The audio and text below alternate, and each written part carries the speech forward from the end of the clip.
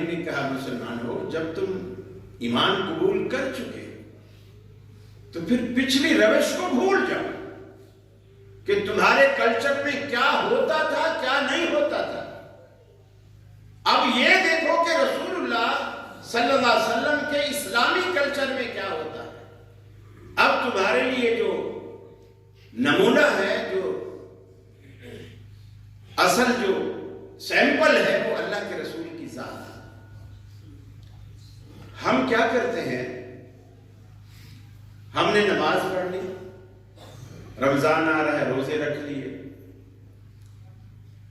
حج بھی کر لیا اور گائے کا گوشت بھی کھا لیا. چونکہ ہندو نہیں کھاتے, ہم چونکہ ہندو نہیں ہیں تو گائے کا گوشت بھی کھا لیتے ہیں. تو جب یہ چیزیں کر لیتے ہیں تو پھر ہم کہتے ہیں لہذا ثابت ہوا کہ ہم مسلمان ہیں. اللہ کہتا ہے اسلام صرف نماز پڑھنے کا نام نہیں ہے, اسلام صرف روزہ رکھنے کا نام نہیں ہے, اسلام صرف حج کرنے کا نام نہیں ہے.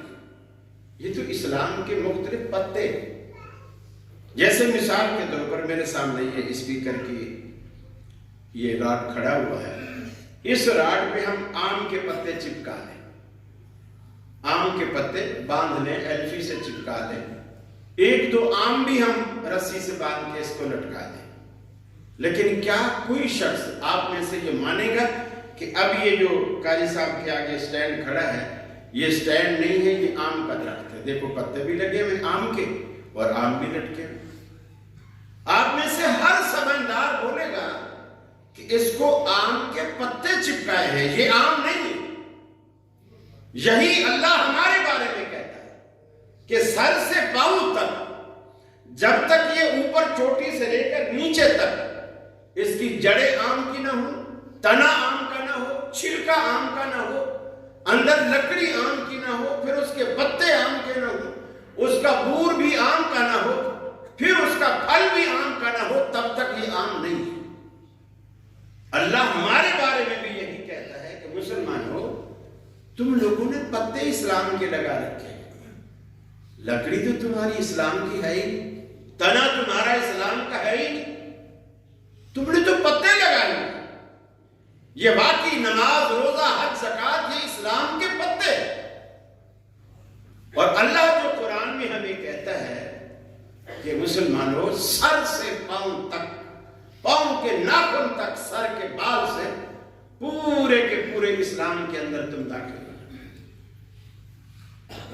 فرمایا یا ایھا الذین آمنوا ادخلوا فی السلم کافہ, اے ایمان والو پورے کے پورے اسلام میں داخل ہو جاؤ. ولا تتبعوا خطوات الشیطان, اور شیطان کے نقش قدم کی پیروی نہ کرو. سر سے لے کر پاؤں تک تمہارا پورا جسم اسلام میں ہو, ایسا نہ ہو سر اسلام میں باقی دھڑ کفر میں, ہاتھ تمہارے اسلام میں سر تمہارا شرک میں. اس طرح کی چیزیں نہیں ہونی چاہیے. ادخلوا فی السلم کافہ, پورے کے پورے اسلام میں داخل ہو جاؤ اور شیطان کی پیروی نہ کرو, اس کے نقش قدم پر نہ چلو. کیوں؟ انہ لکم عدو مبین, اس لیے کہ وہ تمہارا کھلا دشمن ہے. شیطان کی دشمنی کو بھانپ لو. یہی وہ ابلیس ہے جو تمہارے باپ آدم علیہ السلام کو جنت سے نکلوانے والا, یہی تمہیں وسوسے ڈلوانے والا, دین سے بے دین بنانے والا, طرح طرح کی غلط سوچیں تمہارے فکر میں ڈالنے والا, شرک پر آمادہ کرنے والا, بدعت پر آمادہ کرنے والا, اسلام سے دور کرنے والا, نبی کی سنت سے تمہیں دور کرنے والا. ساری چیزیں اسی ابلیس نے تمہیں اپنے اندر, تمہارے اندر یہ ڈال دی صرف اپنی جہنم کی پارٹی کو بڑھانے کے لیے اور تمہیں جنت سے محروم رکھنے کے لیے.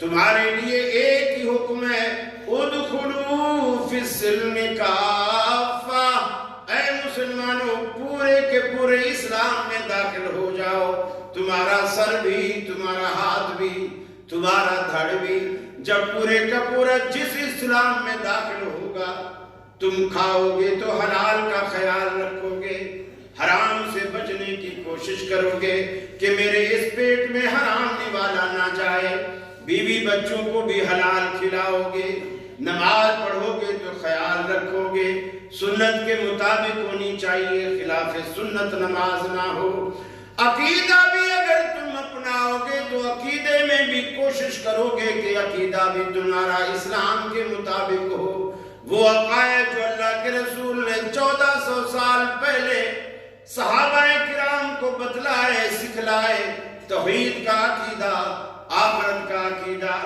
سنت پر اتباع کا عقیدہ، یہ سارے نظریے جو اللہ کے رسول نے دیے امت کو، جب تک تم ساری کی ساری چیزیں 23 سالہ دور نبوت کے اسلام کو نہیں اپناؤ گے، گویا تمہارا اسلام کے اندر کوئی دخل نہیں، ہر چیز تمہاری اسلامی ہونی چاہیے، شادیاں کرو تو اسلامی، طلاقیں دو تو اسلامی، نکاح کرو تو اسلامی، جنازے پڑھو تو اسلامی، تدفین ہو تو اسلامی، عید کی نماز پڑھو تو اسلامی طریقے سے، خوشی کا اظہار کرو تو اسلامی طریقے سے، غم کا اظہار کرو تو اسلامی طریقے سے، کوئی بھی تمہارا عمل، کوئی تمہارا کام، کوئی تمہارا نظریہ رسول اکرم صلی اللہ علیہ وسلم کے بتائے ہوئے نظریے کے خلاف نہیں ہونا چاہیے، ہر چیز تمہاری اسلامی ایسی ہو جسے اللہ کہے کہ یہ اسلام ہے،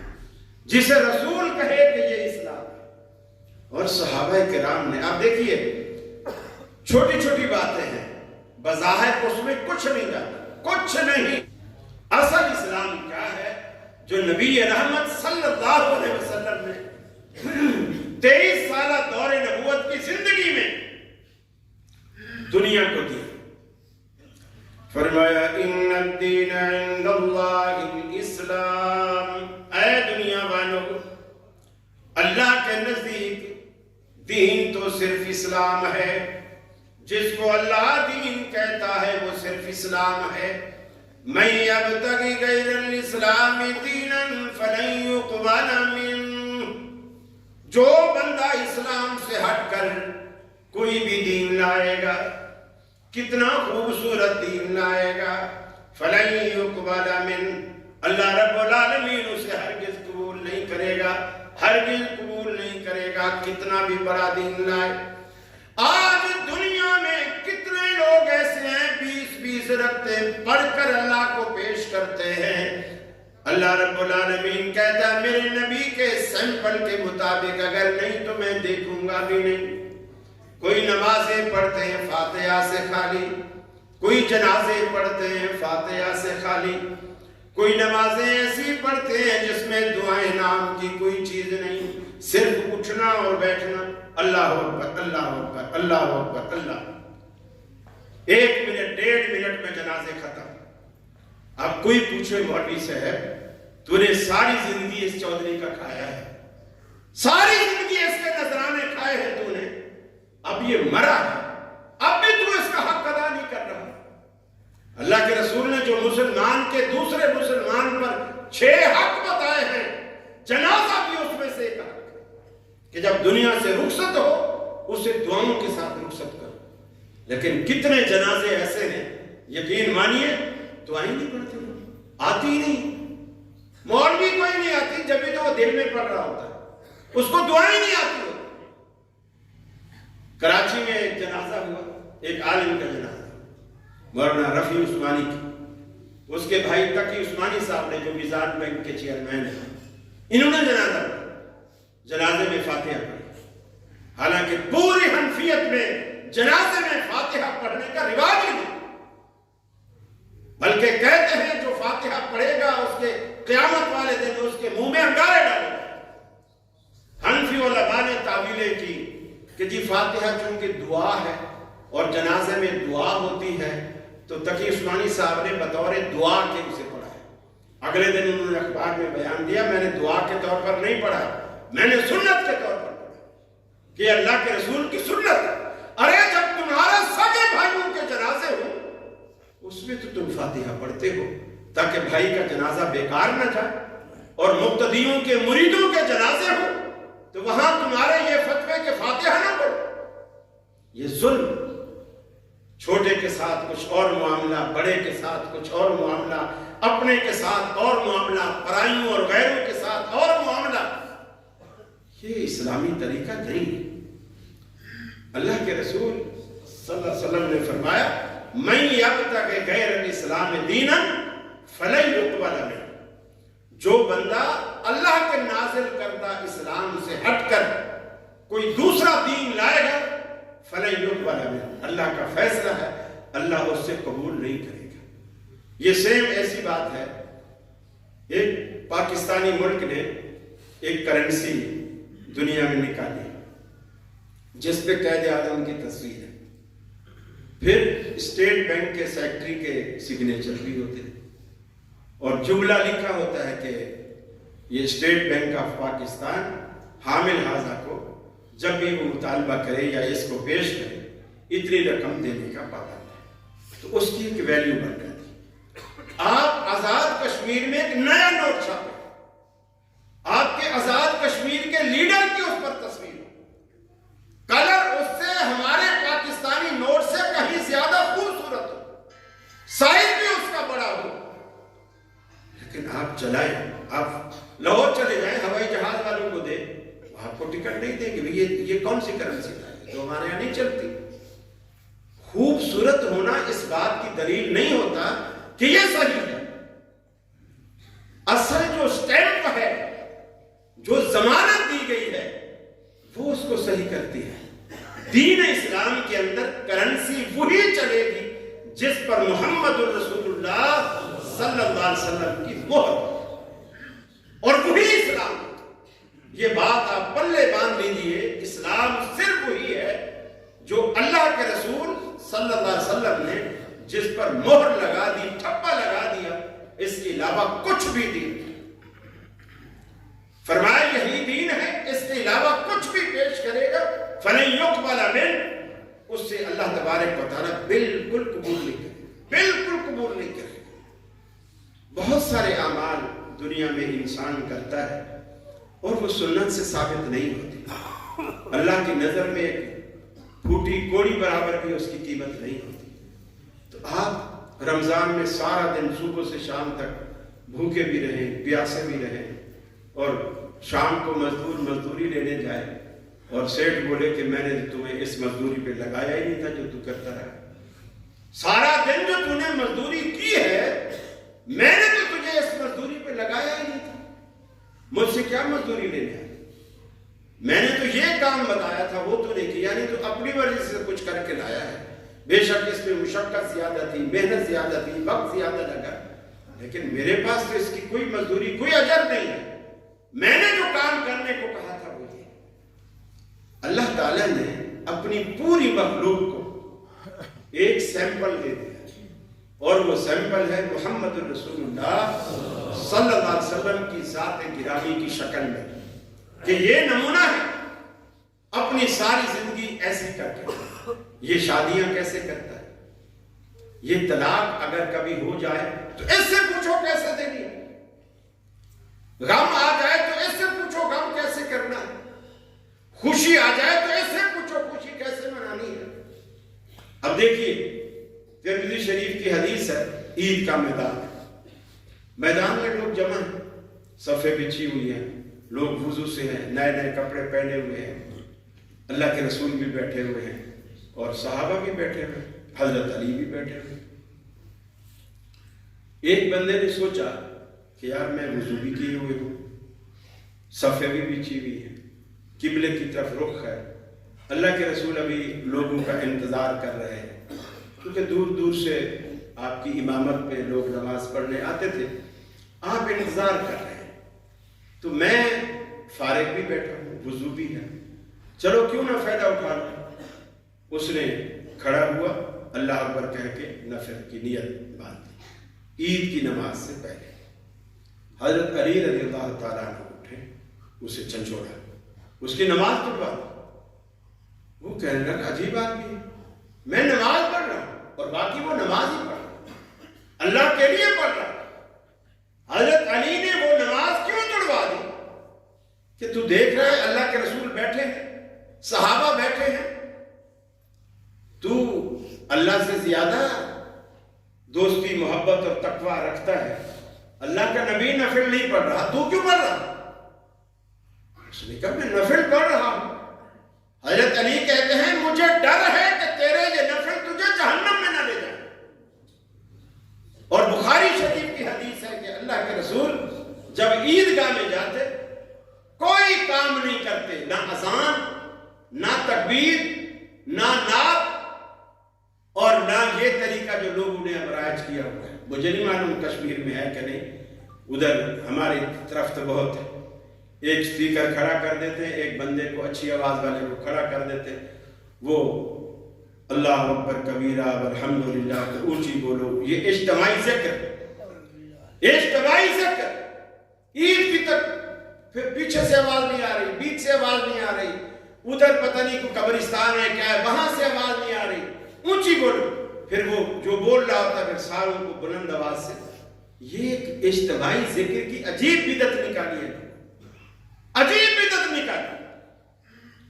اللہ کے رسول نے جو عمل نہیں کیا، آپ اگر اسے ثواب کی نیت سے کرتے ہیں، ثواب کی نیت سے، آپ کی ضرورت نہیں ثواب۔ مثلا اب لوگ کیا کہتے ہیں، قاری صاحب آپ نے چشمہ لگایا ہوا، اللہ کے رسول نے چشمہ لگایا تھا، آپ واسکٹ پہنے ہوئے، اللہ کے رسول نے واسکٹ پہنی تھی، ہم کہتے ہیں نہیں پہنی، تو پھر بدعت ہوئی نا۔ بدعت یہ نہیں، جب میں یہ کہوں کہ واسکٹ پہن کر خطبہ دینا پورے خطبے کا ثواب ملتا ہے، اگر واسکٹ اتار کے خطبہ دو گے تو آدھا خطبے کا ثواب ملے گا۔ اب آپ کہیں گے کہ اس کی دلیل ہے، میں کہوں کہ جی چشمہ لگا کے نماز پڑھانا 2 نمازوں کا ثواب ملتا ہے، اور چشمہ اتار کے نماز پڑھانا آدھی نماز کا ثواب ملتا ہے۔ اب آپ کہو کہ یہ تو شریعت کی بات ہے، دلیل نہ۔ جو دنیاوی ضرورت ہے، اللہ کے رسول خچر پہ بیٹھے، ہم ہوائی جہاز پہ آتے ہیں، آپ گھوڑے پہ سوار ہو، ہم کاروں پہ آتے ہیں، اور لوگ جاہل لوگ اسی کی مثال دیتے ہیں، یہ بھی بدعت ہے، دیکھو یہ بھی بدعت ہے۔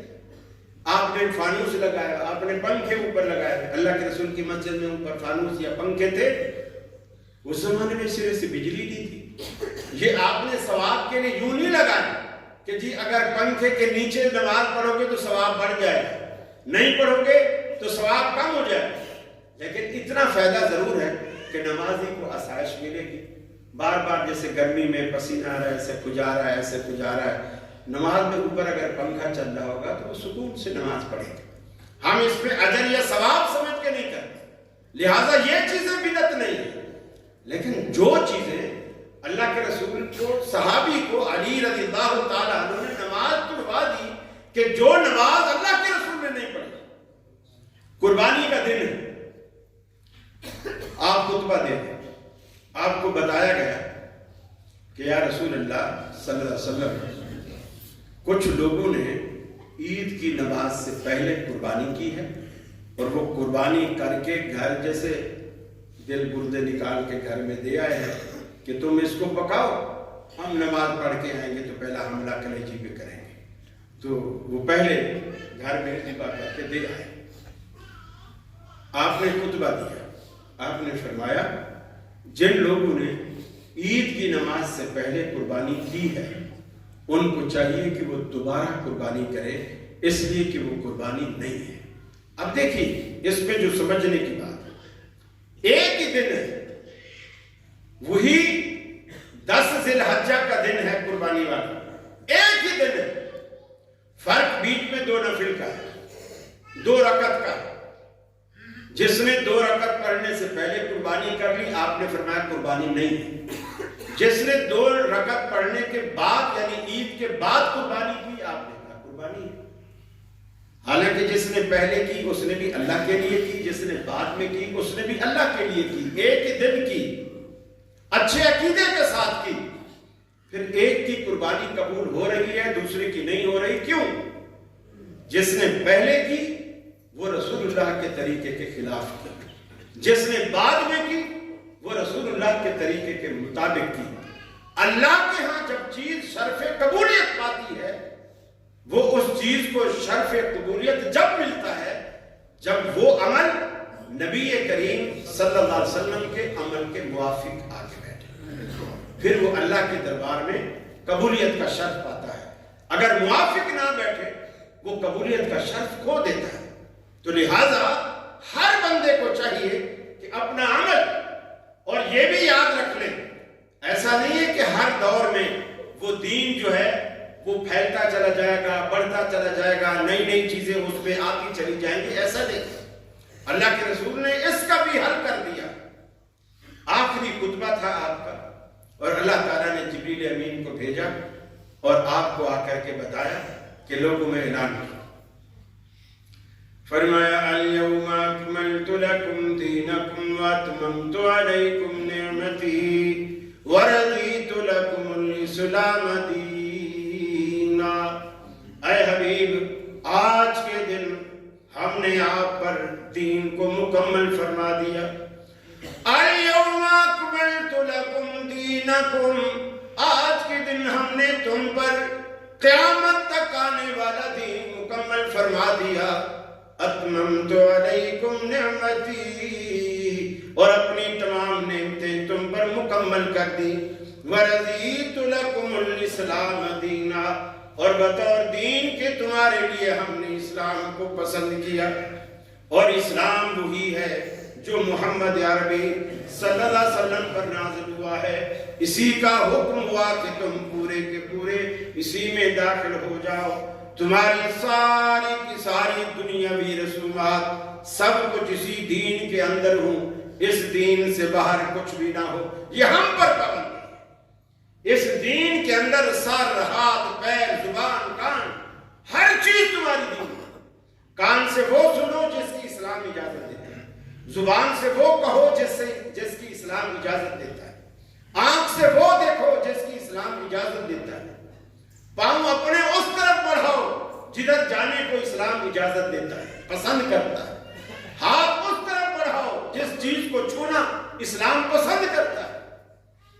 ہر چیز تمہاری جب اسلامی رنگ میں رنگ جائے گی، اسی کو اللہ قرآن میں کہتا ہے صبغۃ اللہ۔ یہ جو اسلام کا رنگ ہے نا، اللہ کہتا ہے صبغۃ اللہ، یہ اللہ کا رنگ ہے۔ ومن احسن من اللہ صبغہ، اور اللہ سے بہتر رنگ ساز اور ہے دنیا میں۔ اللہ جس پر رنگ چڑھا دے اسلام کا، اس سے بہتر رنگ پھر کس کا ہو سکتا ہے؟ تو اللہ تبارک و تعالی ہمیں حکم کرتا ہے کہ اے مسلمانوں، سر سے پاؤں تک پورے کے پورے اسلام میں داخل ہو جاؤ، اور اسلام میں ایسے داخل ہو کہ تمہارے جسم کا کوئی حصہ بھی اسلام سے باہر نہ، کوئی حصہ اسلام سے باہر نہ، ہر چیز اسلام کے اندر ہو، ہر چیز اسلامی رنگ میں رنگی ہوئی ہو۔ یہ میرے سامنے جو گھڑی لگی ہوئی ہے، یہ صحیح ٹائم بتا رہی ہے؟ صحیح ٹائم بتا رہی ہے؟ ٹھیک، جزاک۔ تو میں عرض کر رہا تھا، صحابہ کرام نے نبی کریم صلی اللہ علیہ وسلم کی ان باتوں کو نبی کریم صلی اللہ علیہ وسلم کی ان باتوں کو، ان احکامات کو، ان فرامین کو اپنی زندگی میں ایسا رچا بسا دیا۔ ہر ایک عمل پہلے پوچھتے کہ اللہ کے نبی نے ایسا کیا ہے، ایسا کیا ہے۔ میں آپ کو چھوٹی سی مثال، ایک علاقے کے اندر ایک خاتون فوت ہو گئی، اور اس خاتون کو جو علاقے میں ایک غاسلہ تھی جو میت کو غسل دیا کرتی تھی، وہ ایک تھی پورے علاقے میں۔ جب اس کے پاس گئے، لوگوں نے کہا کہ جی فلاں گھر میں فوتگی ہو گئی ہے فلاں خاتون کی، آپ آئیں غسل دیں۔ تو اس نے کہا میں حالت حیض میں ہوں، میں کیسے غسل دوں؟ یعنی گویا میرے تو ہاتھ ناپاک ہے، میں کیسے غسل دوں؟ لوگ مولوی کے پاس چلے گئے، اور مولوی سے پوچھ رہے ہیں، کوئی پوچھ رہا ہے کہ بھی وہ غسل دے یا نہ دے، کوئی مولوی کہہ رہا ہے دے دے۔ تو وہ پوچھتے دلیل کیا ہے؟ دلیل تو مجھے معلوم نہیں، پر منع بھی نہیں ہے، کوئی حد نہیں، دے دے غسل۔ کوئی مولوی کہتا ہے نہیں دے غسل۔ وہ پوچھتے دلیل، بولے دلیل تو میرے پاس نہیں ہے، بس وہ ناپاک ہے. تو جب خود ناپاک ہے تو وہ کسی کو پاک کیسے کرے گی؟ وہ تو نہیں کر سکتی. اسی کشمکش میں ظہر کا وقت تھا، صبح کی فوت ہوئی، ظہر کا وقت آ گیا، ابھی تک اس کو غسل بھی نہیں دیا، اور کوئی اور عورت ہمت بھی نہیں کر رہی کہ غسل دے. یہ عورتیں اکثر تھوڑی سی کمزور دل کی بھی ہوتی ہیں اور یہ ڈرتی بھی ہے کہ یہ میت والا گھر ہے، اسرائیل بھی ادھر کہیں آس پاس ہوگا، اب ہم جائیں گی تو ہمیں بھی دیکھ لے گا، اگلے دن ہمارے گھر آ جائے گا. تو اس ڈر سے بھی نہیں جاتی ہے. تو ظہر کا وقت امام ابو ثور رحمۃ اللہ علیہ اس دور کے بہت بڑے عالم تھے. وہ نماز پڑھانے کے لیے جب مسجد میں آئے تو لوگوں نے کہا کہ حضرت ہم تو بڑے پریشان ہیں، صبح سے میت رکھی ہوئی ہے، تدفین تو دور کی بات، ہم ابھی تک اس کی غسل بھی اس کی نہیں کر سکے. ہم کیا بات؟ بولے جی جو غسل دینے والی خاتون ہے وہ غاسلہ حالت حیض میں ہے، وہ کہتے ہیں مسئلہ بتاؤ. ہم مسئلہ پوچھتے ہیں، کوئی کہتا ہے کر سکتی ہے، کوئی کہتا ہے نہیں دے سکتی غسل، دلیل کسی کے پاس نہیں.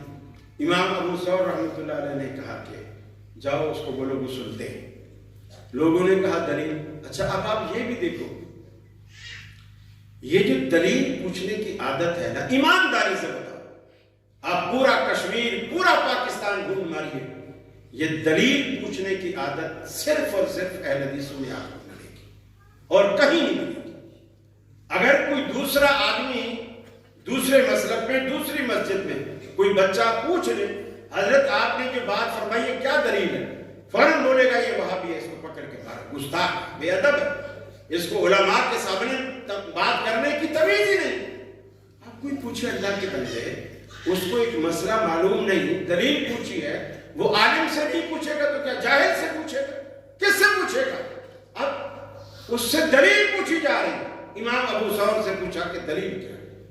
انہوں نے کہا دلیل اس کی یہ ہے، جو بخاری میں بھی یہ روایت موجود ہے کہ اللہ کے رسول وضو کر کے آئے، جس جگہ آپ کھڑے ہوئے اس سے کچھ فاصلے پر جائے نماز رکھی ہوئی تھی اور اس جائے نماز کے پاس حضرت عائشہ کھڑی تھی.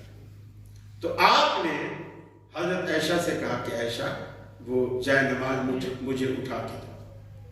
انہوں نے کہا کہ حائض یا رسول اللہ، اللہ کے رسول میں تو حیضہ ہوں، حالت حیض میں ہوں. یعنی گویا وہی سوچ بتائی کہ میں حالت حیض میں ہوں، نماز کا کپڑا تو پاک ہوتا ہے، میں آپ کو جائے نماز کیسے اٹھا کے دوں؟ آپ نے فرمایا عائشہ مجھے جائے نماز اٹھا کے دے، ان حیضۃ لیست فی یدک، اور حیض بھی تیرے ہاتھوں میں نہیں لگا ہوا، اٹھا کے دے مجھے. حضرت عائشہ نے جائے نماز اٹھا کے دی.